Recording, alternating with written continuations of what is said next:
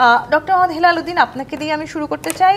আওয়ামী মিত্র আসলে যারা দীর্ঘদিন এই বা 16-17 বছর আওয়ামী লীগের হয়ে কাজ করেছেন বা আওয়ামী লীগের সাথে গত 3টি নির্বাচনে অংশগ্রহণ করেছেন এবং ক্ষমতার অংশীদার হয়েছেন, সেটি বিরোধী দলে থেকে হোক কিংবা তাদেরকে সাহায্য করে হোক, তারা আসলে এক ধরনের জোট গঠন করবার চেষ্টা করছেন। সেই জোটটি সামনের দিকে বাংলাদেশের মানুষের কাছে কতখানি গ্রহণযোগ্য হবে? যদিও আওয়ামী লীগ এই মুহূর্তে রাজনৈতিক দল হিসেবে হয়তো তাদের রাজনীতি করাটা নিষিদ্ধ, কিন্তু এই জোটে যে রাজনৈতিক দলগুলো আছে তারা তো আসলে এখন নিষিদ্ধ নন। এটি আসলে এক ধরনের শঙ্কা হয়ে দাঁড়াতে পারে কিনা? জি, আজকে আবার সহ আলোচক বৃন্দ এবং দর্শক শ্রোতা সবাইকে আন্তরিক সালাম এবং শুভেচ্ছা। আসসালামু আলাইকুম ওয়া রাহমাতুল্লাহ।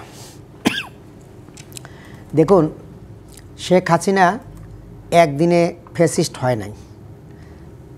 তাকে যারা সহযোগিতা করেছেন, যারা বিভিন্নভাবে তার দলকে ক্ষমতায় আসার ক্ষেত্রে সহযোগিতা করেছেন, তার পার্লামেন্ট পরিচালনা করতে সহযোগিতা করেছেন, এই যে আনিসুল হক মাহমুদের কথা বললেন, তিনি এক সময় মন্ত্রী ছিলেন।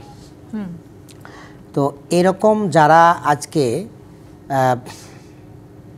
নতুন জোট গঠন করতে চাচ্ছেন, এরা মূলত একসময় আওয়ামী লীগের সহযোগী সংগঠন হিসেবে কাজ করেছেন এবং ফ্যাসিবাদের উত্থানের জন্য ভূমিকা রেখেছেন। আমরা মনে করি এই জাতীয় জোটকে গঠন করার সুযোগ দেওয়া উচিত হবে না। আমরা ইন্টারিম গভর্নমেন্টের কাছে দাবি রেখেছি। আমাদের 5 দফা দাবির মধ্যে একটা আছে, যারা সেই সময়ে ফ্যাসিবাদকে সহযোগিতা করেছে সেই সকল মানে 14 দলীয় জোট যারা আছেন, এই দলগুলোকেও রাজনৈতিক অর্থাৎ এই নির্বাচনে অযোগ্য ঘোষণা করতে হবে এবং তারা কোনোভাবেই যেন ইলেকশনে আসতে না পারেন, কোনো জোটের মাধ্যমে অথবা এককভাবে। এইটা কিন্তু আমাদের দাবির মধ্যে আছে। কিন্তু তাদের দল যেহেতু আসলে নিষিদ্ধ নয় কিংবা তারা তো সরাসরি আওয়ামী লীগের হয়েও কাজ করছে না, সেক্ষেত্রে আসলে তাদের নির্বাচনে অংশগ্রহণ করা নিয়ে নিষেধাজ্ঞা আরোপ করার সুযোগ কি বাংলাদেশের সংবিধানে আছে? এখন দেখেন, বাংলাদেশের সংবিধানে তো অনেক কিছুই নাই।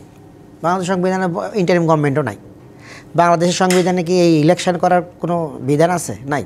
তাহলে সব কিছুই হচ্ছে, সব কিছুই সংবিধানের দোহাই দেওয়া হচ্ছে, এটাও হতে হবে। এটা আমরা দাবি দিয়েছি, জনগণ যদি আমাদের পক্ষে থাকে। আবার সবকিছু সংবিধানের দোহাই দিয়ে হলেই সেটি বা কতখানি গ্রহণযোগ্য? গ্রহণযোগ্য না হলে কেমনে হবে বলেন? আমাদের এই ইন্টারিম গভর্নমেন্টও তো এতে নাই, সংবিধানে নাই।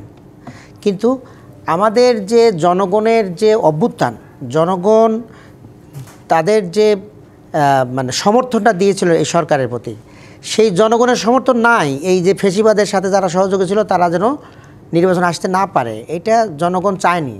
এবং এখনও জনগণ দেখেন বড় বড় সমাবেশগুলোতে যেভাবে সাড়া পাওয়া যাচ্ছে, সেগুলো তো এর প্রতিফলন যে এরকম ফ্যাসিবাদের যারা দোষর তারা যেন ক্ষমতায় মানে রাজনীতি করতে না পারে।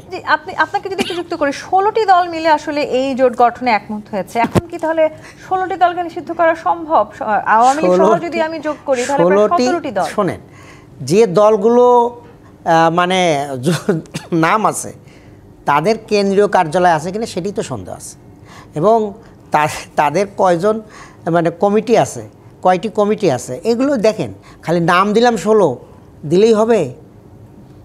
আছে কয়জন নেতা আছে, কয়জন কর্মী আছে, কয়জন, এগুলো দেখতে হবে। এগুলো একটা নাম দিয়ে একটা বিভ্রান্ত ছড়ানোর চেষ্টা করা হচ্ছে। কেমন বিভ্রান্ত করে একটা জোট করে এর আদলে এই জোটের ভিতরে আওয়ামী লীগের লোকগুলো ঢুকে যাবে, যারা আওয়ামী লীগের মানে এতে ছিল, সিনে মানে বড় বড় পদে ছিল, তারা নাই, কিন্তু তাদের মিড লেভেলের তারপরের লেভেলের লোক তো আছে, তো বাংলাদেশের নাগরিক তারা, এরা ওই সব জায়গায় ঢুকে যাবে এবং দেখা যাবে যে এরাই একসময় পরিবেশটা নষ্ট করে ফেলবে। আপনার নির্বাচনে এসে বিভিন্ন কেওয়াস লাগাই দিবে, লাগাই দিয়ে মনে করেন যে নির্বাচনের পরিবেশ নষ্ট হয়ে যাবে। এরপর বলে যে ক্রেডিবল নির্বাচন হলো না, গন্ডগোল হলো, এই হলো সেই হলো। তাজ রহমান, এই যে শঙ্কার কথা আমরা বলছি এবং যে জোটের কথা আসলে আমরা বলছি, আওয়ামী মিত্রদের যে জোট আসলে হতে যাচ্ছে, যেটি আজকে আপনি নিশ্চয়ই দেখেছেন বিভিন্ন গণমাধ্যমে এই জোট নিয়ে নানান রকমের আলোচনা চলছে, সেখানে আসলে জাতীয় পার্টিরই শুধু 2টি দল আছে এবং জাতীয় পার্টি ভেঙে অনেকগুলো টুকরো হচ্ছে, সেখানে তো নতুন করে বলবার কিছু নেই।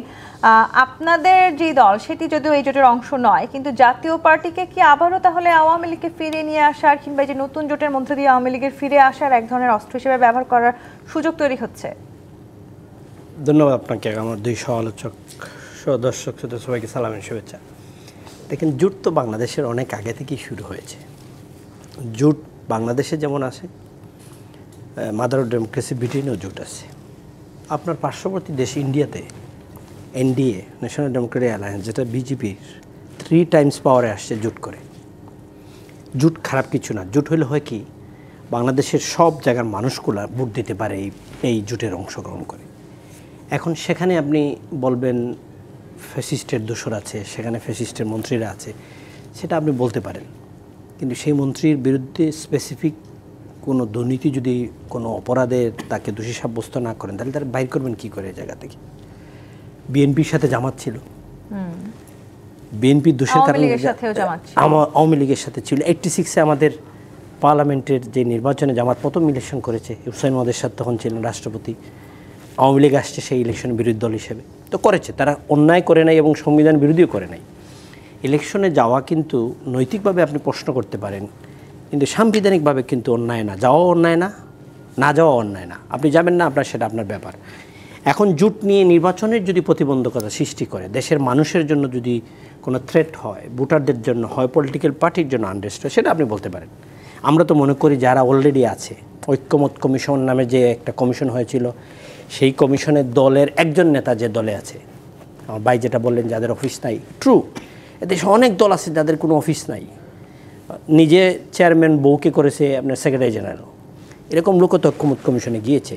এরকম 32টা দল নিয়ে আপনারা ঐক্যমতের নামের কমিশনটা করেছেন, শেষে নিজের থেকে কমিশন একটা মতামত দিয়ে আইন দিয়ে ওটা আবার গণভোটে দেওয়া হয়েছে।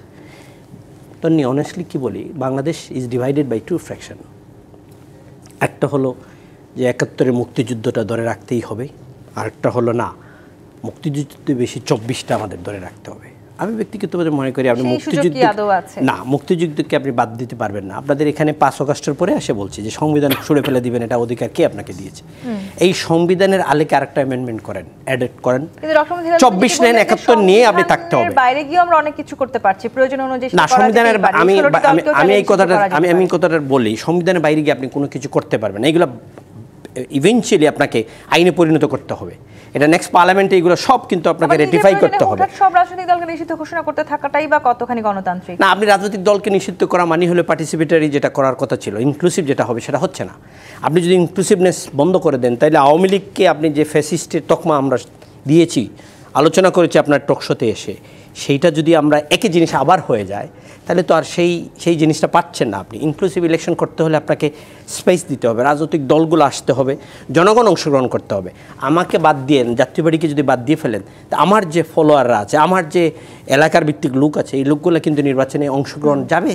আপনাদের জাতীয় পার্টির চমক আছে এরকম একটি ঘোষণা আপনাদের নেতা দিয়েছেন, সেই চমকটা একটু জানতে চাইবো। সেই চমকে আসলে এমন কোনো চমক আছে কিনা যে নতুন করে আবার পুরনো কেউ ফেরত আসবে কিনা, এই জায়গাটিতে আমি আসবো। একটু ব্যাসের